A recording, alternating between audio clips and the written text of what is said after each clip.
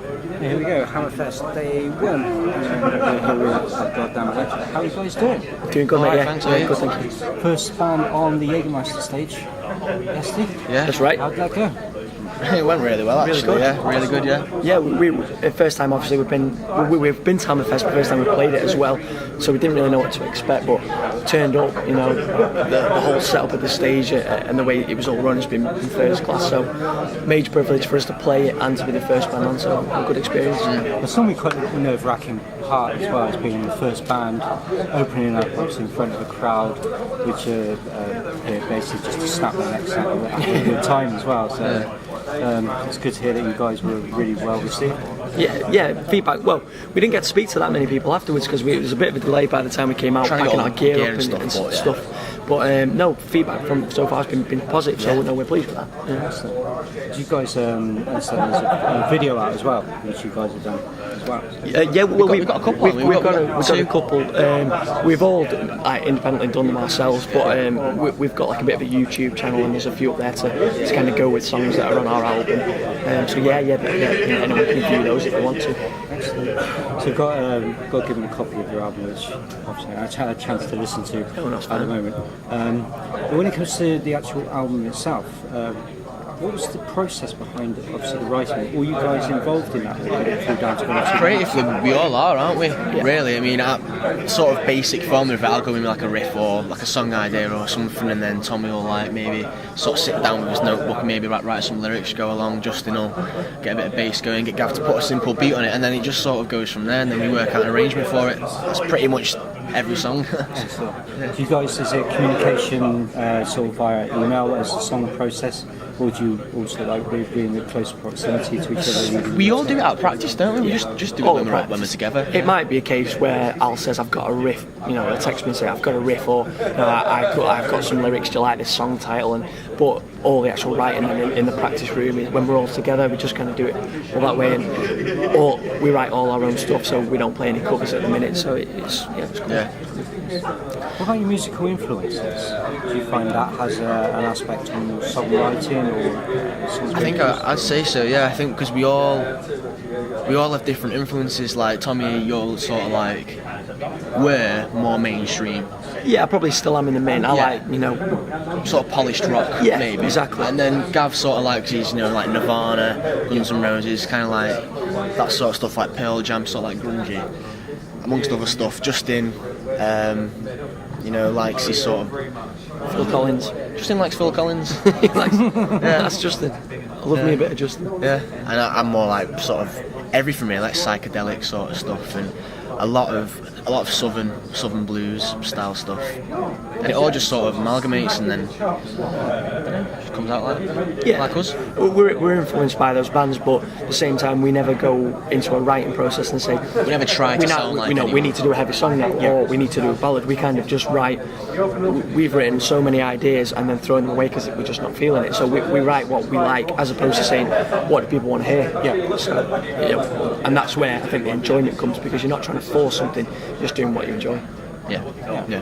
So obviously when it comes to like mainstream music, mainstream rock, highly polished rock, there's obviously bands out there who are actually sometimes forced to write a highly polished tune just so they get onto the mainstream radio. That sort of thing. Is it possibly something which you might be sort of, if you had to do it, you would, but is it something which you don't really want to? I don't with our band and the way we write, I don't think it would work to try and force us to write something, because we tried to. We went through a stage of trying to write a ballad. Like just trying to just write a ballad, but we were forcing it too much. It just never happened. I would say there's no chance we'd do it, because just let the juices flow when they flow. For us, success is not necessarily how much money you make or how many albums you sell.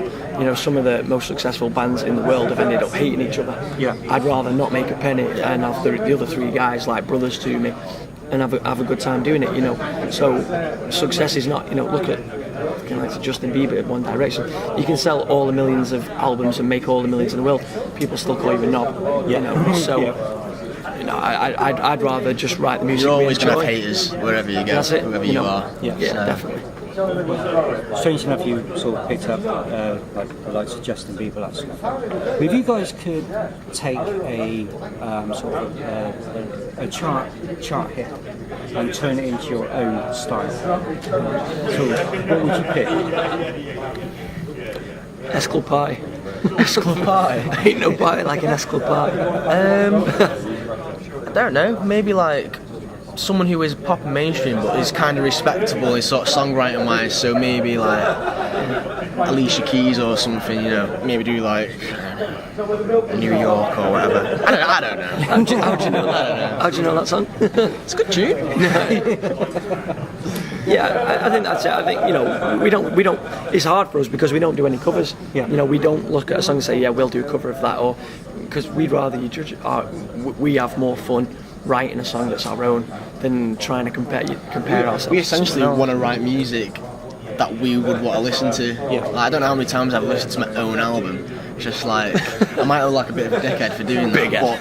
But no, yeah, I might seem really big-headed for doing that. But at the end of the day, we wrote that album, and it's music which I actually like. It's the reason why I wrote it. So I'm obviously going to listen to it. You know, you can't expect anyone else to buy and listen to your CD if you're not prepared to do it yourself. You've got to be proud of what you know. And we'll strip it down and put, you know, I might hear a song and say, I'm happy with it, but next time we record I might try something different, you know, variety in it. So there's no shame in that, dude. And it's quite good you actually listen to your own material as well, because like I said, there are artists out there that produce it, and because they're singing it on tour all the time, or they're doing it in practice, they will never listen to their own music. And then sometimes they rely on the fans to maybe sing the first two verses to remember what the hell the song is. Robbie Williams. Yeah, there you go. Classic example as well. Right, so obviously HAMMERFEST this weekend. Where can we expect to see you throughout 2013? You got any plans? Any other events? This Thursday we're playing Hard Rock Cafe. It's like a battle of bands. It's like a quarter final. It's the semi-final. And if we get through that, it's like a heat. Like 3 bands play 3 songs. Yeah, in Manchester. Get through to that, and it's through to the final. Whoever wins the final gets like a recording contract or whatever. But we just want to play Hard Rock Cafe. To be honest, we're not really bothered whether we get through or not. It'd just be good to play. We're playing with Jet Black on the 20th of April. Nice one. Supporting them. That should be really cool in Manchester. Is that Alter Ego? That's at Alter Ego in Manchester, yeah. Then Les Fest at the end of June. Excellent. Jet Black are there as well, aren't they? Is it Evil? Evil. Show them a huge like for them. Doing that end of June. And then we just need to get some album launch parties sorted. Yeah. And we'll see what else comes. I mean, we were just coming here, seeing what it's like, and seeing if anything comes off the back of this. You know, we'll wait and see. But we'll sit down, see what we want to do the rest of this year. And, yeah, fingers crossed. Also, you got your album out on CD. If you had a preferential choice between CD, the download section, or vinyl, what would you like to see your actual album on? I mean, obviously it would be cool to have it on vinyl, just because, you know, it's on vinyl, it's quite cool. I think for me, just probably CD, because, or download, I suppose, because, you know, it's what I have. More of my music's on CDs. Yeah. So just probably I'd say CD. I was never really growing up when vinyl was like its height of popularity, so I'm respecting it's like it's a cool thing to have, but I've never known it, so I wouldn't say that. It's always nice to have your music on hard copy as well, something physical that you can like look at and inlays and stuff. Download, you know, love or hate it, it makes music so much more accessible, and you do it all the time. But for me, growing up, it was the buzz of getting a new album and looking through the booklet and seeing, you know, the lyrics going to be in there and things like that. You know, what pictures are in there, all the thanks and stuff like that. So I would still take a CD, an actual physical CD. You almost don't get the full satisfaction of downloading like an album, because you don't get all the little things. Yeah, you kind of feel cheated in a way. Yeah. That's the other thing with downloads as well. Obviously, the CD, you've got the artwork in front, you see the artwork of the album. On a download, it's just on your MP3 player or iPod, or you don't actually visualize, you don't get to see the actual artwork itself. No. And even if you do want an MP3, I like the whole ritual of having to put it into your computer and like getting all that sort of stuff, and you listen to it as you're downloading it. I like all that part of it. Cassette. I want to hear that again. Rewind. Mini disc. Well, guys, I'd like to thank you so much for taking the time out of your schedule to chat with us. Thank you for having us. Yeah. It's been absolutely brilliant. hopefully we'll be able to catch you on the road throughout 2013. Again, so sorry we didn't get a chance to see you last night. We were absolutely stoked and busy, but if we can, we will definitely be somewhere in 2013. Awesome, not a problem. Not a problem. Great. Thank you very much. Cheers. Thank you. Cheers for that. Nice one.